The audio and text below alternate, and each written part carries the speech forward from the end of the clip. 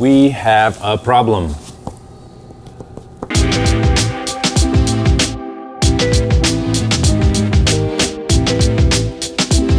So for the past few years here at Shelter Cove Community Church, we have been doing baptisms in our service. Before that, we did kind of the typical thing where we would have our baptismals out in our big foyer here in our ministry mall, as we call it. And we noticed that not a whole lot of people were coming to be baptized, and definitely not a whole lot of people were coming to see it happen. So our lead pastor a few years ago had the idea on an Easter, what if we do our baptisms in our service?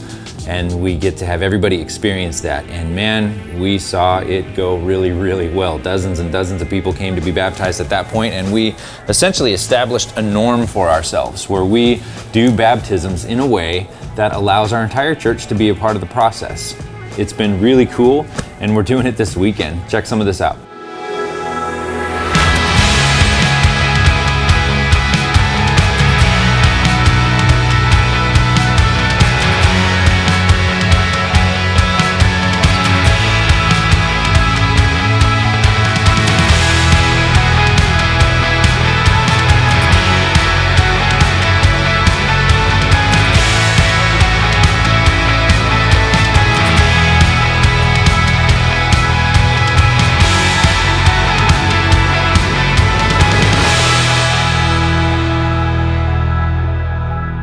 So why do I say that we have a problem here at the church? Because we run 5 services on any given weekend, and what we're running into is, even just this last week for our baptisms, we had 21 people signed up to be baptized in one of our services, and that was just a little overboard. It takes a lot of time to baptize that many people. We try to make it special for each person. We try to make it personal. So we ask them specifically their name. We ask them if they have given their lives over to Christ.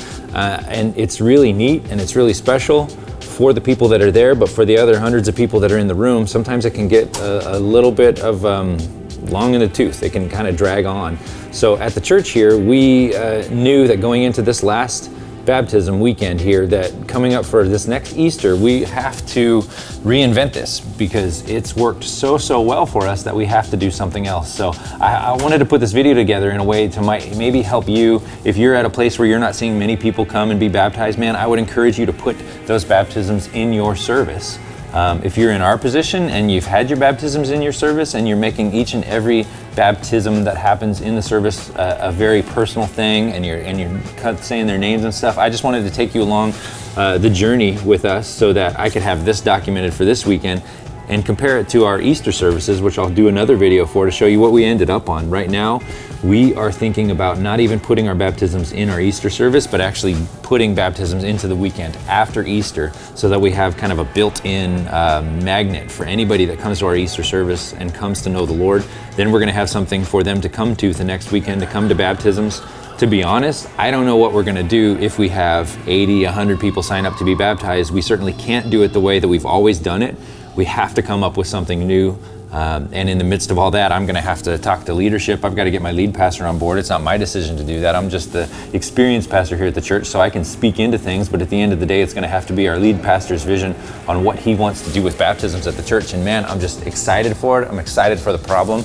I'm excited to be able to bring you guys in on the process. And I hope to give you an update here in the next coming weeks to let you know how we do baptisms in this upcoming Easter. But I wanted you to know exactly how we do our baptisms for the past weekend. So before every service, we have the people that are going to be baptized, the people that have been signed up for baptisms, come together and they huddle up and they talk to our care pastor, who tells them all about baptism and makes sure that they know what they're doing. We're very careful here at the church for people to not be baptized just because of an emotion, because they want to just jump into the tub because they feel like they need to. We're very clear that it's a step that you take to show that you have saving faith in the Lord, but we also make it really clear that baptism in and of itself does not save you. And we want to help people understand that. Our teaching pastor for the weekend had a really cool moment. Someone wanted to jump up and be baptized in our Saturday service.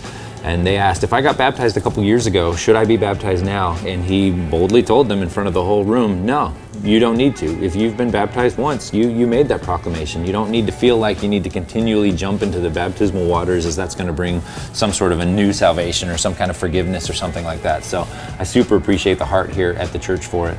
But back to our process. So after people have met in the huddle, they head into service, and we have just basically a regular service. And what we do is we pack baptism time into the service at the end of the sermon. So the pastor will offer salvation to the room. We always see people come to know the Lord in our services, which is awesome and a humbling thing to be involved in.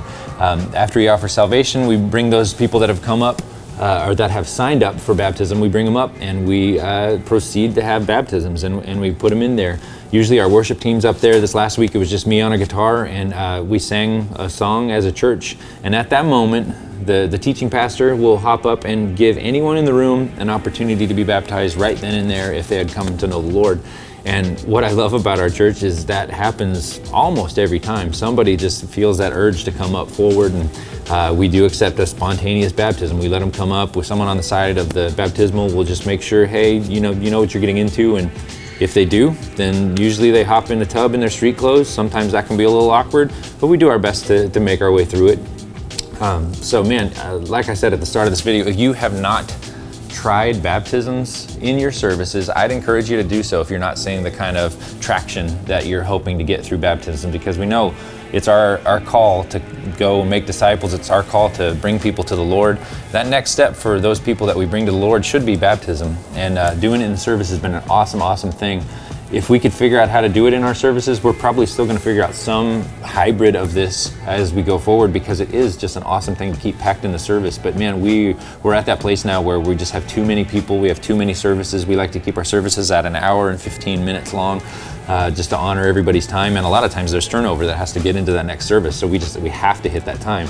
So we're just trying to figure that all out, and happy to have you guys on the journey. So leave a comment below. Let me know how you do baptisms at your church. Let me know, drop a link to your church and let me see if you got any videos or anything like that. I would love ideas on how we can make baptisms still special and awesome with as many people as we're seeing at our church. And yeah, let us know how you're doing it. Amen.